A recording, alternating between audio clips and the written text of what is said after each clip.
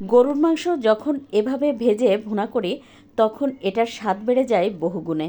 এটা খেতে যে কী পরিমাণ মজার হয়। আজকের রান্নার জন্য চুলায় একটা প্যানে 1/4 কাপ তেল দিয়ে তাতে 600 গ্রাম মাংস দিয়ে দিব। আর এটা গরুর মাংস ছোট ছোট টুকরো করে আমি কেটে নিয়েছি। এবার 5-6 মিনিট বেশ ভালোভাবে ভেজে নেব। আর দেখতেই পাচ্ছেন এখানে আমি কতগুলো মশলা কেটে নিয়েছি। চুলার আঁচ মিডিয়াম রেখে 7-8 মিনিট খুব ভালোভাবে ভেজে নিয়েছি। সাথে দিয়ে দিলাম স্বাদমতো লবণ।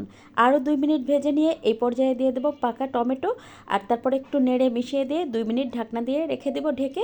এতে করে টমেটোটা নরম হয়ে যাবে। এই তো নরম হয়ে গেছে, এখন স্কিনটা তুলে ফেলে দেব।